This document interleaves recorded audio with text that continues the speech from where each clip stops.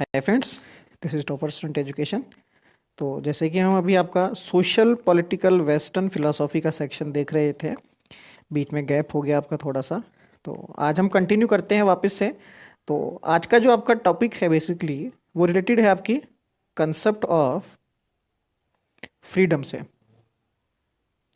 ठीक है, फ्रीडम की कुछ अवधारणाएं, स्वतंत्रता की कुछ अवधारणाएं, वहां से हम टॉपिक शुरू करेंगे और फिर हम इसको रिलेट कर देंगे आपका सिलेबस का जो टॉपिक है इसॉय बर्लिन। इसॉय बर्लिन की कुछ एक फिलॉसफी थी फ्रीडम के ऊपर, तो उसको हम पढ़ते हैं। पहले आपको ये जानना ज़रूरी है कि फ्रीडम के ऊपर तो बहुत सारी फिलॉसफीज़ है, बहुत सारी थ्योरी है। तो हम इसॉय बर्लिन को क्यों स्टडी करते हैं, इसॉय बर्लिन को हम क्यों पढ़ते हैं? इसाय बर्लिन ने पहली बार अगर हम कहें तो एक ऐसा कंसेप्ट दिया फिलॉसफी में, सोसाइटी में, मार्केट में, जो यूनिक था। उसमें यूनिक क्या था? इन्होंने फ्रीडम को पॉजिटिव और नेगेटिव वे में रिप्रेजेंट करने की कोशिश की थी।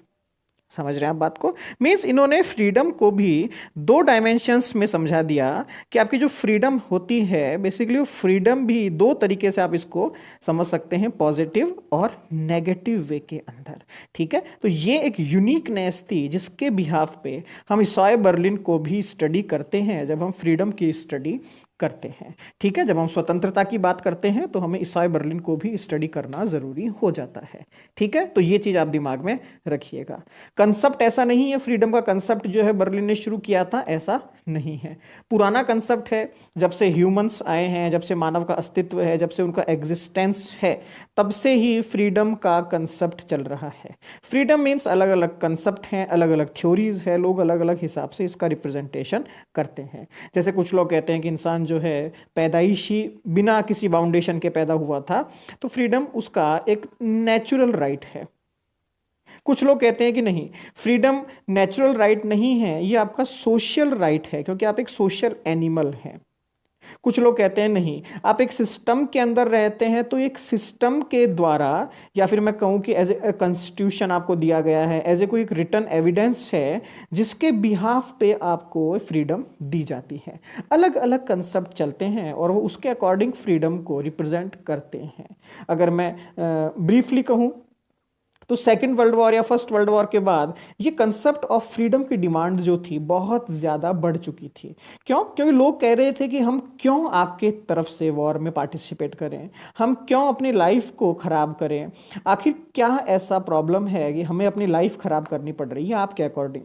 हमारे पास पैसा नहीं है, रहने को आज मकान नहीं है, वॉट जो भी प्रॉब्लम है, कहीं ना कहीं हमारी फ्रीडम आज कंप्लीट फ्रीडम नहीं है, एब्सोल्यूट फ्रीडम नहीं है। तो यहां से कंसेप्ट शुरू होता है। जब हम फ्रांस की क्रांति या फ्रांस का रेवोल्यूशन जब आप पढ़ेंगे तो आप देखेंगे फ्रीडम को, इक्वालिटी को, ये कंसेप्ट जो थे फ्रांस ने सबसे पहले मैं कहूं कि अप्लाई किए। हाँ ठीक है, यूएसए का पहले कॉन्स्टिट्यूशन बन चुका था, उन्होंने इसको इंट्रोड्यूस किया था, बट मैं अप्लाई की बात कर रहा हूं। जिस कंट्री ने सबसे पहले इसको अप्लाई किया, और आज भी अगर जिस कंट्री में रियल में फ्रीडम देखा जाता है वो आपकी फ्रांस, ऐसी कंट्रियां हैं जहां रियल में आज ह्यूमन फ्रीडम आप देख सकते हैं, फील कर सकते हैं, आसानी से उसको देख सकते हैं कि फ्रीडम का मतलब होता क्या है।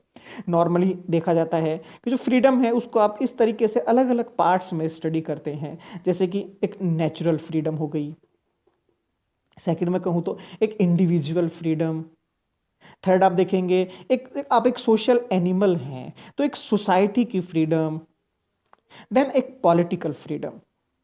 यहां फ्रीडम से मीन्स एक नेचुरल फ्रीडम, आप पैदाइशी ऐसे पैदा हुए हैं, कोई बंधन आपके ऊपर नहीं था। अगर मैं इंडिविजुअल फ्रीडम की बात करूं तो आप कोई भी काम कर सकते हैं, कैसा भी काम कर सकते हैं, ये आपकी इंडिविजुअलिटी है, ये आपका व्यक्तिगत निर्णय होगा कि आपको कोई रोकेगा नहीं।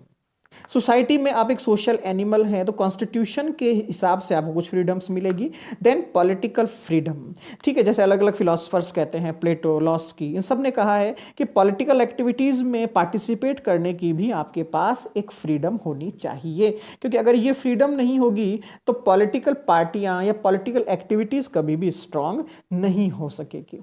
इसके अलावा ऐसा नहीं है, चार ही है, ये इनफाइनाइट टाइम्स के फ्रीडम्स है, अलग अलग टाइप्स की, जहां पर आप सोच सकते हैं वहां पर फ्रीडम। जैसे कि आप कहें इकोनॉमिकल फ्रीडम, जैसे आप कहें नेशनल फ्रीडम, जैसे आप कहें एथिकल फ्रीडम, जैसे आप कहें फिलोसफिकल फ्रीडम, जैसे आप कहें scientific freedom, what ever. And times मतलब अनंत काल तक आप इसके अलग अलग पार्ट्स निकाल सकते हैं फ्रीडम के।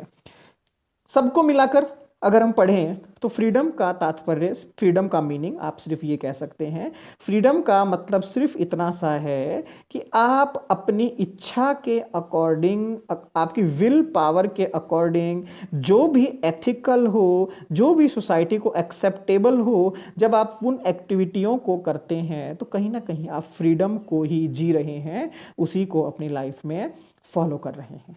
तो ये बैकग्राउंड है। इस सारे बैकग्राउंड को, इस सारे कंसेप्ट को इसाई बर्लिन ने स्टडी की और उसके बाद 1958 के अंदर उन्होंने एक नया कंसेप्ट सोसाइटी को दिया। एक बहुत फेमस बुक आई 1958 में, बुक का नाम आप याद रखेंगे, the two concept of liberty. Two concept of liberty, ये बुक उन्होंने पब्लिश की। यहां नया देखने को यह था कि क्या लिबर्टी के भी टू कंसेप्ट्स हो सकते हैं। मींस लिबर्टी को अभी तक हमने एक यूनिक, एक इंडिविजुअल के हिसाब से पढ़ा था, एक आइडियल कंसेप्ट पढ़ा था। क्या इसके अंदर भी आप इसको डिवाइड कर सकते हैं, इसको आप पार्ट कर सकते हैं? ये एक नया कंसेप्ट था उस वक्त, और यही रियल में ईसाई बर्लिन का एक ऐसा टॉपिक था, ऐसा मूवमेंट था जहां से लोगों ने ईसाई बर्लिन को पढ़ना शुरू किया।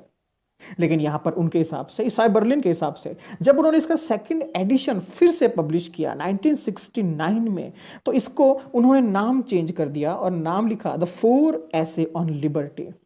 फोर ऐसे ऑन लिबर्टी, फोर ऐसे ऑन लिबर्टी। हालांकि इसका एक नया संस्करण था, नया एडिशन था, बट फिर भी the two concept of liberty, जो यूनिक बुक थी, जो यूनिक राइटिंग थी ईसाई बर्लिन की, उस बुक ने ईसाई बर्लिन को अमर कर दिया।